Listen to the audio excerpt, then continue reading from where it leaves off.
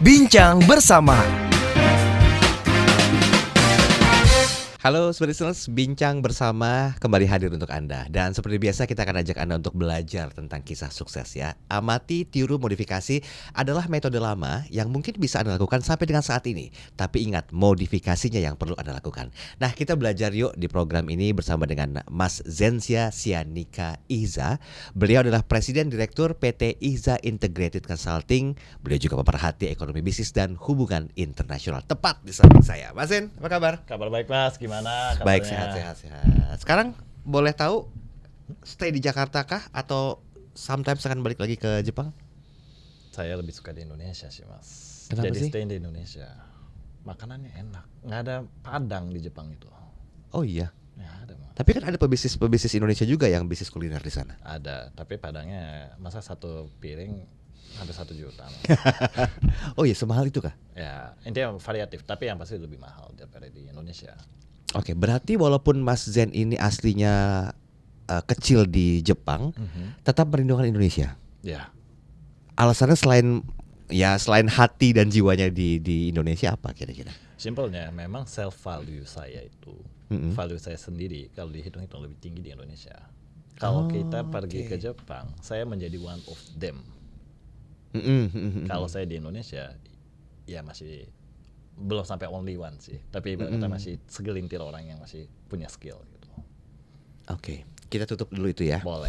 Karena di beberapa edisi yang lalu kita sempat disinggung tipis-tipis nih tentang keberadaan masa kecilnya Mas Zen di Jepang. Bahkan ketika TK tuh udah masukin langsung ke sekolah lokal di sana. Nah, di podcast kali ini kita akan spesifik bahas tentang sisi kehidupan dirimu, Mas. Oh, boleh. Kecilnya tuh kayak gimana sih? Boleh ceritain nggak?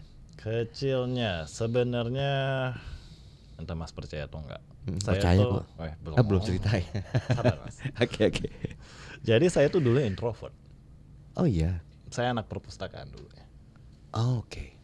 Bahkan sampai detik ini juga kalau saya dikasih buku atau iPad, udah taruh aja di kamar. Yang penting ada makanan. Udah nggak bakal keluar kamar 3 hari. Masih sanggup. Jadi masa kecil saya tuh memang lebih cenderung, memang ada pengalaman ya di sana itu kan belum bisa komunikasinya Mas awal-awal. Jadi saya lebih cenderung ya mengurung diri dan belajar istilahnya kayak gitu. Supaya ini bisa keluar gitu nantinya. Jadi ibarat kata ya kalau dibilang dulu saya introvert dan doyan baca buku, itulah masa kecil saya. Oke. Mulai sadar introvert dan doyan baca buku kan setelah dewasa. Tapi dialaminya tuh usia berapa?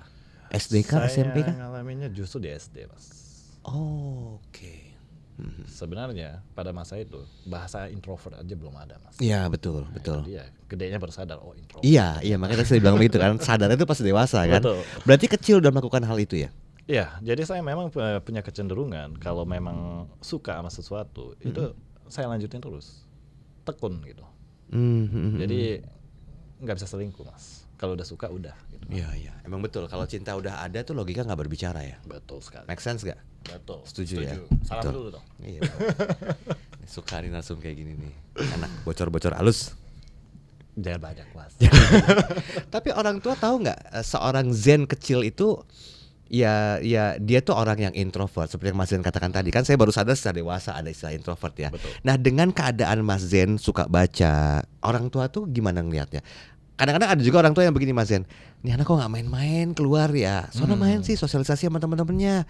Kalau bahasa sekarang nongkrong kayak kemana kayak, nah, ada kan orang tua yang kayak gitu ya. Tapi ini kok anak saya malah hobi baca buku. Nah ini sebenarnya pola asuh orang tua yang masih Mas Zen ingat sampai dengan saat ini ketika kecil itu kayak gimana sih?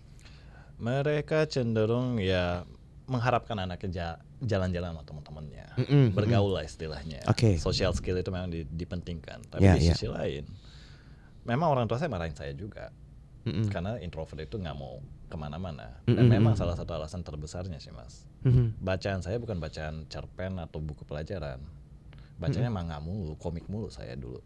Oke. Jadi bagi orang tua saya, komik itu nggak bermanfaat, hanya ngajarin hahaha hihi, yang ibarat kata ngapain lu bacain itu. Mendingan kamu aktivitas yang lain aja. Jadi memang dia omel-omelin juga dalam hal itu kalau udah kelewatan.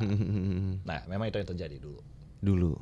Berarti hanya dalam hal tertentu saja orang tua mengambil keputusan tegas. Yes. Dirasa manfaatnya nggak sih saat dewasa ini, Mas? Sebenarnya kalau bicara seperti itu, bukan kita sih, saya ya. Saya merasa kayak orang tua saya ada benarnya, tapi di sisi lain ada benarnya di saya juga. Biar seimbang. Biar seimbang. Oke. Karena lucunya adalah ketika saya menjadi SMA, malah saya jadi penerjemah komik juga. Oh, justru jadi penerjemah komik. Yes. Oke. Dan ibarat kata saya karena baca komik, ibarat bahasa kasual yang sering bermunculan, yang berubah-berubah terus sepanjang zaman gitu. Ya itu bisa diikutin. Ya akhirnya SMA saya menjadi penerjemah komik di balik layar gitu. In bahasa Jepang. Bahasa Jepang. Oke. Itu bagian dari passion nggak sebenarnya? Passion, betul. Pada zaman itu masih saya SMA itu ibarat buku komik Jepang itu atau buku panduan apapun yang bahasa Jepang itu masih ada di ya toko buku mahal lah istilahnya, yang sulit dijangkau juga dengan uang jajan kita. Tapi kalau saya menjadi penerjemah buku itu, berarti saya bisa baca dengan gratis, Mas. Ya, dibayar begitu. lagi. Betul. Cara berpikirnya begitu ya. Betul. Ini kan berbeda gitu dengan konsep pemikiran orang. Kita tarik ke belakang lagi ya, Mas Zen ya. Mas Zen, setelah tahu minatnya seperti itu yang barusan Mas Zen sampaikan, ada nggak bentuk support atau dukungan dari orang tua sebagai peran tanggung jawab mereka gitu loh dalam mendukung kemandirian anak ke depan nanti? Dalam hal itu orang tua saya memang membiarkan saya. Tapi ketika saya sampai seminggu nggak keluar kamar, ya tentu akan ngamuk juga mereka. Oke. Keluar, bergaul, kena sinar matahari minimal katanya. Ya untuk kesehatan juga memang. Nah di sisi lain mereka juga ya sangat dalam hal itu mereka fasilitasi saya juga. Ya pada zaman itu mungkin kita zaman internet pakai kabel telepon, Mas. Oh iya, betul. Itu memang saya dijatain, nggak di free flow juga kayak sehari maksimal berapa menit kamu boleh. Jadi selagi sambungin 30 menit saya download setengah mati itu. Iya. Oke. Jadi setelah di-download kan saya bisa baca kapan aja. Teks-teks Jepang yang secara free. Jadi minatnya memang di bidang bacaan ya. Saya suka baca memang dari dulu, Mas. Terus mulai konsen ke hubungan internasional dan juga penerjemah tersumpah itu gimana ceritanya? Dan orang tua tahu nggak hal itu? Orang tua saya itu cuman meminta saya untuk ngambil JLPT yang N1, N2, N3, N4, N5 itu. Ketika itu kami menjelang mau pulang dari Jepang ke Indonesia.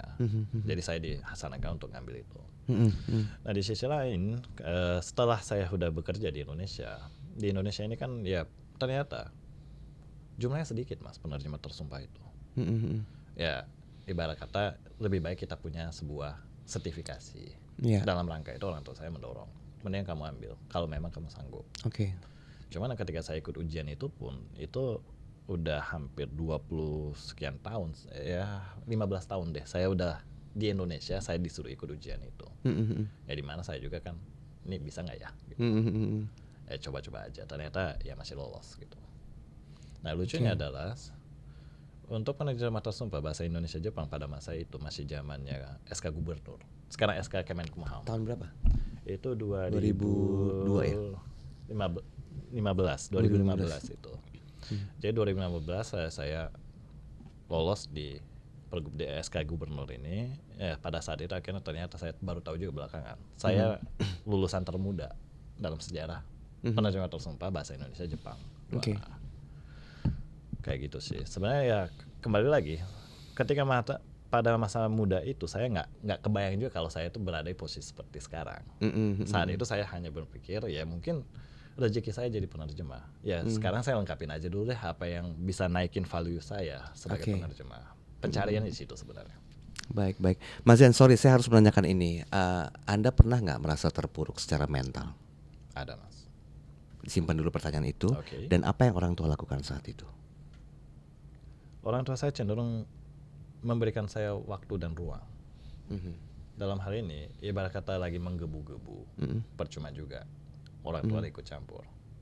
Dibiarkan 1-2 hari, 3 hari, udah 4 hari baru mereka ngetok, kamu ada apa, cerita.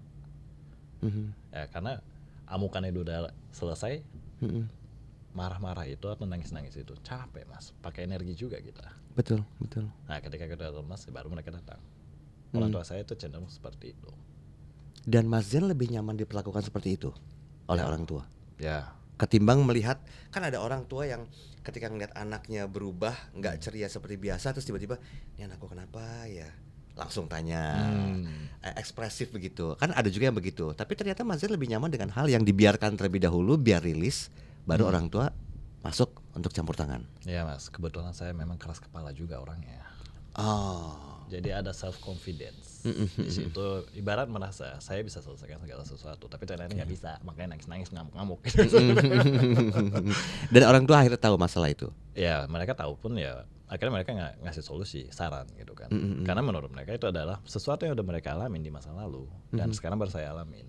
Ya akhirnya keluarlah wajengan-wajengannya. Oh, masih ingat nggak bentuk komunikasi seperti apa yang orang tua sampaikan ke Mas Zen sehingga Mas Zen bisa balik ke arah normal lagi? Karena buat saya sih itu tanggung jawab orang tua ya, secara moral dan juga disiplin ya. Oke, saya masih ingat bukan pepatah sih, nasihat mereka ini simple Mas sebenarnya. Kamu boleh stres, kamu boleh mikirin, tapi kamu harus sadari masalah yang kamu pikirin ini dengan kamu mikirnya selesai atau enggak. Kalau masalah yang kamu pikirin pun nggak bisa selesai, ngapain kamu pikirin? Mendingan kamu lanjutin hidup kamu. Wow, jelek banget ya. Ya itu pada masa itu mungkin zaman saya putus cinta kali ya di masa itu ya. Oh, oke. Atau secara karir pun mungkin ya. Wajengan itu yang selalu keluar. Saya nggak tahu apakah kalau putus cinta kebanyakan kayak gitu. Tapi emang mostly kayak begitu kali ya, Mas Zen ya. Baik. Mas, itu jadi titik balik kehidupan Anda nggak sih secara profesional juga karir saat itu? Ya. Karena kan biasanya jujur ya, cinta itu kan kadang-kadang mendukung dan juga bisa menghancurkan. Betul. Nah, di mana posisi Mas Zen saat itu sebagai titik balik untuk menuju ke kesuksesan kah setelah orang tua terlibat langsung? Karena ini ada dua skenario nih. Kenapa saya tanyakan ini? Karena orang tua juga perlu tahu bagaimana anaknya dan tugasnya mensupport. Di sisi lain, kalau anaknya udah disupport nggak mau berubah juga, itu kan berarti kan anaknya yang emang batu ya istilahnya kayak gitu, sehingga dia akan menikmati dunia itu sendiri. Posisi Anda saat itu? Saya cukup batu, Mas. Oke. Cukup batu juga. Tapi ya udah kebentur dengan hal yang sama. Akhirnya sadar. Jadi orang tua saya punya prinsip, dinasehatin, tapi kalau mereka nggak mau denger, ya udah biarin aja kepala kebentur. Biar ngerasain sendiri. Iya, udah rasain, udah baru mereka kembali lagi. Udah ya. Ya, memang itu cara yang jitu kali ya untuk ngadepin orang-orang keras kepala kayak saya di masa lalu. Oke. Sorry, Anda berapa saudara, Mas Zen? Saya 2 saudara. Nomor 1. Saya cowok pertama, anak kedua. Oh, cowok pertama, anak kedua. Betul. Nah, kakak juga sama, keras kepala juga. Oh, sekeluarga Mas kalau itu. Oh my god. Jadi sebetulnya kalau ada masalah udah saling tahu dong ya? Ya, kami udah paham. Udah saling tahu dan nggak usah perlu dinasehatin. Mau lihat DNA saya nggak pakai mikroskop Mas. Ada tulisan batu. Sulit nggak sih untuk sadar setelah tahu gitu ya, dalam artian begini, ketika kita sadar malam-malam suka kemenung, iya kenapa gue jadi batu kayak gini ya? Nah, ada. Pernah nggak begitu? Ada Mas. Dan ada cara nggak Mas Zen sendiri untuk bisa merubah itu, walaupun itu takes time banget, butuh waktu yang lama. Oke, sekarang kembali lagi, batu itu untuk ada pro dan kontra sebenarnya. Itu bisa diartikan juga orang yang punya pendirian. Betul. Oke. Cuma masalah pendirian ini bermanfaat atau enggak? Ini kan titik 2 Iya, kan? betul.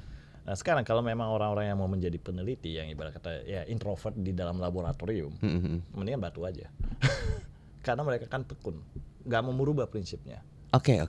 Keep going, digging in gitu. Ya akhirnya mereka akan menemukan segala sesuatu lah, pasti ada. Nah sekarang kalau batu, tapi harus hidup bersosial, bingung juga Mas. Ini menarik loh. Pesan moral yang Anda sampaikan, yang ingin Anda sampaikan apa Mas Zen dari statement terakhir tadi? Sekarang pertanyaannya adalah segala sesuatu 2 sisi, pro dan cons, termasuk batu juga. Sekarang kita hanya perlu memikirkan kita mau menuju kemana. Ya kalau memang itu prinsip itu bisa bermanfaat ya keep it going gitu. Batu juga apa-apa.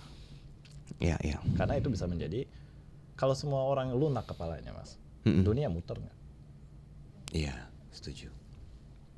Penerapan istilah kepala batu tadi dalam sisi profesional dan juga karir berlaku nggak buat seorang Mas Zen?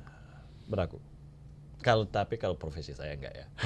Oh profesi nggak bisa ya? Karena Kalau kan profesi diawasi saya undang-undang ya. Diawasi undang-undang. Dan di sisi lain saya harus memang terjemahin apa yang diucapkan sama orang. Betul. Jadi itu nggak mungkin saya berdasarkan persepsi saya belokin. Ya. Jadi batunya digunakan untuk hobi aja mas. Hobinya apa sih ngomong-ngomong? Olahraga, baca buku, segala macam. Saya memang baca buku sampai detik ini, kayak setiap tahun saya habiskan buku 300 sampai 400 buku setahun. Oh iya. Modal sambil udah mau tidur baru baca. Oh, kalau zaman sekarang kan kebanyakan sleep call ya. Oh. Ini enggak baca buku gitu ya maksudnya. Betul. Oke. Ini akan Anda legasikan nggak sih sama putra-putri kelak? Maunya begitu mas. Karena dengan bagaimanapun sekarang ya anak-anak muda zaman sekarang kan lebih suka nonton ya. Betul. Karena kalau ibarat kata reels atau shorts seperti itu, kadang kita nggak tahu ini konten udah terfilter atau belum. Setuju. Betul. Nah sedangkan kalau tulisan itu cenderung udah terfilter. Jadi ibarat kata nggak ada yang aneh-aneh lagi. Kalau udah beli satu buku, nggak mungkin buku ibarat kata buku ilmu, nggak mungkin di tengah-tengahnya ada buku cerita hantu gitu, nggak mungkin. Jadi kita pun lebih mudah untuk menggiring pemikiran pikiran anak-anak kita. Oke. Faktanya akan berbeda Mas Zen ketika orang tua zaman dulu, orang tuanya Mas Zen gitu kan, memberikan satu pengawasan itu dengan membiarkan anaknya menemukan jalannya terlebih dahulu, baru nanti dia bertugas sebagai pengawasnya atau supervisinya. Nah sekarang kan beda anak-anaknya. Kalau didiemin malah kebablasan gitu lah. Setuju. Nah sedikit saya mau menyinggung tentang sisi internal kehidupan keluarganya Mas Zen. Apakah hal itu juga akan dilakukan Mas Zen atau Anda punya satu formula baru yang lain? Mengingat ya perkembangan zaman ya semakin masif dan pergaulan juga semakin bebas. Dalam hal ini harus kita ngerasa juga ya Mas ya. Lautan informasi itu udah terbentang di depan mata kita. Iya. Nah, sekarang informasi itu ada yang layak dan ada yang tidak layak dikonsumsi sama anak-anak seusia anak saya. Ibaratnya anak saya sekarang masih SD, ada juga yang SMP. Ya pasti ada yang layak dan tidak layak. Betul. Nah sekarang masalahnya mereka ini berenang di lautan informasi ini, mereka nggak bisa memfilter mana yang baik, mana yang buruk. Ya golden age, mereka akan serap semuanya. Berusaha curiosity itu selalu jadi kunci. Dan itu curiosity yang salah kaprah, itu bisa menghancurkan hidup mereka juga. Maka memang itu butuh pengawasan, filtering dari orang tua. Kamu cuma boleh berenang ya sepanjang 3 meter lah dari garis pantai, ibarat kata kayak gitu. Oke. Harus kita batasin. Kalau enggak memang kebanyakan orang tua zaman sekarang itu kayak udah daripada anaknya rewel dan nonton YouTube lepasin. padan kontrolnya nyalain enggak, kayak gitu mereka nggak kepikiran. Itu yang harus diperhatikan sebenarnya. Berarti secara kehidupan pribadi dan juga keluarga, nilai-nilai itu atau values itu yang ditanamkan ya, Mas Zen ya, yang juga diterapkan ya. Kalau untuk bisnis bagaimana? Saya mau nyasar ke bisnis juga deh. Nilai atau value seperti apa yang masih Anda pegang teguh sekarang? Sebenarnya kalau dunia kerja, kita bicara masalah dunia kerja. Ini kebetulan saya kan bergeraknya di bidang jasa ini. Iya. Ya konsultan maupun ya ibaratnya penerjemah. Dalam hal ini ya saya selalu pegang teguh itu masalah komitmen dalam urusan ya output, quality output, deadline, dan ibarat kata klien aja belum menyerah, jangan saya nyerah. Oke. Jadi ibarat kalau pemain jasa itu trust yang bicara. Ya sebenarnya mau profesi apa juga trust itu dibutuhkan Mas. Maka jangan ngecewain orang. Kalau memang kamu harus kecewain orang, ya jelaskan kenapa hasilnya seperti ini. Jangan tiba-tiba nggak ada angin apa-apa dan dapat kerjaan dan zong dan mapa gagal. Itu membuat sebuah kekecewaan bagi orang lain. Tapi kalau kita kasih tahu report dengan ya timing yang tepat gitu ya, Pak progres kayak begini dan ada kendala di sini lapangan kami usahakan, ada komunikasi seperti itu, walaupun gagal pun orang terima Mas. Karena Gen Z itu bukan Gen Z doang sih sebenarnya, Gen milenial juga ada. Cenderung warga kita kalau mau kena omel tuh mendingan satu kali aja, jangan berulang-ulang. Jadi mereka itu dalam proses ada yang salah pun mereka diem. Akhirnya soalnya kalau lapor di situ diomelin duluan. Iya. Itu yang agak menurut saya membuat apa ya, kita itu dari dulu kayak nggak diperbolehkan untuk salah, karena sedikit salah itu diomelin terus. Iya. Sebenarnya Stigma itu yang kuat ya. Betul. Jadi itu mentality dari yang pengawasnya juga itu dibutuhkan, memperbolehkan anak itu salah, atau murid kamu atau pegawai atau siapapun itu yang ada di bawah itu didikan itu, kalaupun mau marah, ya marahnya yang tepat dong. Salah dikit dibentak-bentak, gebrak-gebrak meja, ya siapa yang kuat mas? Iya, iya, iya. Itu nggak dilakukan dan juga diajarkan oleh Mazen secara emosional ketika mungkin lagi marah sama pasangan. Dalam hal itu saya ya mungkin udah jam terbang juga kali ya mas, udah tua juga sebenarnya. Akhirnya sadar mas, marah itu capek. Ya kembali lagi ya, saya udah ngalamin capek di marah-marah, dan saya menyadari juga percuma juga marah, nggak selesai masalah ternyata. Betul, betul. Kalau gitu, kalau marah itu bikin capek dan itu bukan solusi, ya ngapain marah-marah bentak-bentak? Ya mendingan bicara tentang yang bermanfaat lah. Ya udah, salahnya begini, sekarang kita mau ngapain supaya ini bisa benar? Lebih ke fokus ke solusinya. Mau nggak mau. Ya kalau cuma marah-marah doang ya cuma kepuasan batin yang kita dapat, yang tapi masalah tetap masih ada di situ mas. Iya, iya, iya. Buat apa marah? Oke, dan itu diterapkan di keluarga kecilnya mas Zen? Keluarga juga iya, kantor juga iya. Oh, di kantor juga? Ya. Nggak keenakan mereka? Tapi ketika saya udah marah ya mereka sadar. Orang yang jarang marah udah kelihatan udah mau hampir marah, itu udah nggak usah bentak pun mereka diem mas. Iya. Dan itu lebih ekstrim ya, karena Lebih ekstrim. begini, karena menurut pandangan saya, ketika seorang yang jarang marah tiba-tiba marah dan meledak, itu akan lebih mengerikan daripada ketika dia marah sering-sering. Betul, karena catatannya udah banyak mas. Kalau ibaratnya gara-gara sebuah kejadian langsung marah, atau saya udah punya catatan, ini kemarin ada salah, udah suruh benerin masih salah, masih salah lagi, akhirnya ngamuk. Jadi kamu diajak bicara pun, ya mutlak kemarahan saya ini mutlak gitu. Mereka pun nggak bisa ngelawan. Oke.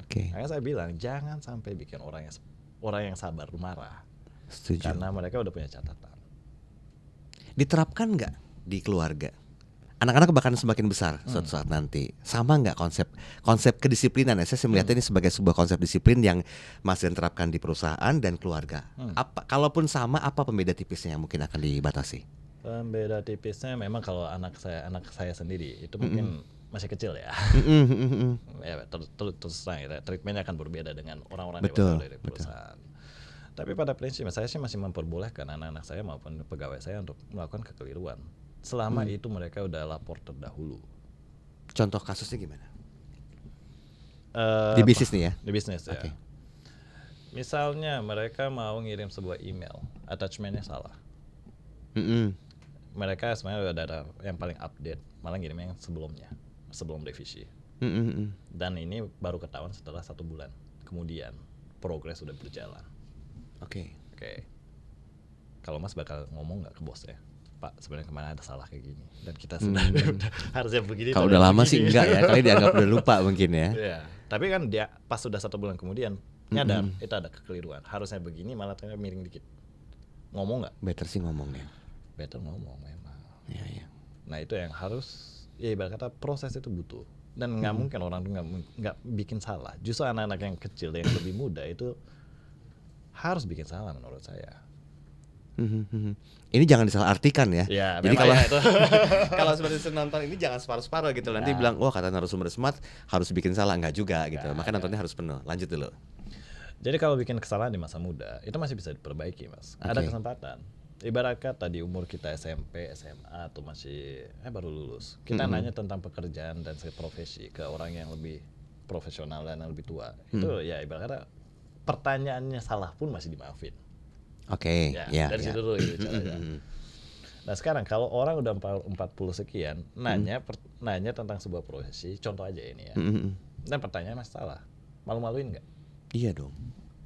Ya tapi kalau mereka udah pernah salah di masa mudanya dengan pertanyaan yang sama, ya gedenya bakal salah. Iya, akan jadi pelajaran ya. Iya, itu yang harus diberikan kesempatan untuk salah menurut saya itu. Tapi ya bukan yang salah yang aneh-aneh juga. Iya betul. Salah yang masih bisa ditolerir ya. Betul. Karena kekurang ngertian dari sebuah pemahaman. Mas, 5 tahun ke depan atau mungkin 10 tahun ke depan, apa ya legasi yang masih Anda pertahankan khususnya di bisnis dan juga di keluarga? Dalam hal ini kembali lagi saya masih berpegang teguh tentang komitmen. Nah itu yang paling susah ditepatin sebenarnya mas. Komitmen banyak jenisnya. Ya janji kecil terhadap anak mau kemana atau mereka janjian mau apa segala macam. Kalau kamu bisa ini ya kami kasih hadiah. Itu kan banyak komitmen. Di hubungan kerja pun ya komitmen itu ada. Sekarang kalau kita mau bekerja maupun berhubungan sosial, hubungan rumah tangga maupun apapun, itu kan kembali lagi trust. Trust itu dibangun melalui apa? Penumpukan komitmen. Oke. Ya, ya. Ini kerjaan pun demikian. Jadi dulu ya, kalau sedikit saya singgung ya, saya ketika umur 27 tahun, saya mengaku dirinya sebagai presiden direktur. Orang percaya nggak Mas? Enggak sih. Ya itu ya. Iya. Itu yang saya alami. Dan akhirnya mereka uji saya dengan kerjaan yang kecil dulu, makin lama, kok sekarang jadi kayak gini kerjaan saya gitu. Hampir curhat juga gitu. Ya memang itu kan diuji dari yang kecil, makin lama komitmen, kali ini kamu bisa outputnya sesuai atau enggak, quality control benar atau enggak. Oke. Nah, taatilah komitmen, hargailah komitmen itu. Oke. Sebenarnya itu aja sebenarnya yang saya masih pegang teguh. Dengan bagaimanapun, kalau kita udah dicap ibarat kata orang yang nggak bisa nempatin janji, komitmen, orang yang jauh Mas. Iya, iya. Betul. Sorry, saya agak masuk ke ranah pribadi ya. Oke. Mas Zen dengan istri begini juga nggak kira-kira? Penerapan komitmen, penerapan janji segala macamnya. Iya Mas. Tetap mengajarkan juga. Betul. Kalau saya memang ya versi batunya tadi udah cerita juga ya. Saya udah bilang ke istri saya nggak mau ngerepotin. Oke. Pusiknya saya itu cukup di saya aja. Ya, ya. Tapi kamu jangan bikin saya pusing juga di rumah. Tapi intinya apa yang saya pusingin itu kalau udah selesai baru saya ceritain. Oh, next time. Oke. Ya next time. Percuma juga saya cerita. Ibarat kata bukan bidangnya juga. Iya, iya, iya. Tapi percayalah semua itu saya akan komit untuk menjaga keluarga. Ya komitmennya di situ kalau kita berkeluarga ya ngomongnya. Menjaga anak-anak. Ya sebaliknya, selagi saya lagi di luar, ya tolong jaga anak-anak di rumah. Urus rumahnya. Kalau mau jalan-jalan silakan, selama itu masih tugas utamanya jalan. Baik. Kayak gitu sih sebenarnya. Dan istri bisa menerima hal itu ya? Awalnya belum sih Mas, tapi sekarang udah. Wah, ini panjang lagi nih kalau di spill nih. Boleh extend waktu nggak kira-kira? Karena setiap orang itu yang memang suaminya sibuk, istri yang mungkin punya usaha juga di rumah, tidak sesibuk suami, akan menuntut dalam tanda petik, kok nggak ada waktu sih buat kita jalan-jalan berdua. Pernah nggak sih ngomong kayak gitu? Oh kalau itu dari zaman saya masih pacaran saya udah pernah ngomong. Salah nanya begitu. Berarti akan ada tuntutan positif terus ya? Bukan. Jangan pernah mempertanyakan ke pasangannya tentang masalah kamu lebih milih pekerjaan atau aku. Setuju. Ini Itu dua lazim. pilihan yang gak akan bisa ditemukan putusannya. Betul. Tapi saya udah tegasin dari awal. Saya milih kerjaan. Oke. Emang kamu masih mau kalau saya jadi gelandangan? Diem dong langsung. Ya itu jawaban yang saya secara konstan dari dulu sampai sekarang. Ya akhirnya ya udah maklum. Oke. Walaupun butuh waktu juga ya. Pastilah Mas, namanya darah muda. Iya. Ego masih ada itu. Nggak usah dipotongnya ini ya. Oke Mas Zen, kita udah tinggal hitungan menit. Saya yakin banyak sekali hal yang perlu disampaikan karena terbatasnya waktu. Boleh nggak kita bikin ini simpel dari pembelajaran kehidupan Mas Zen?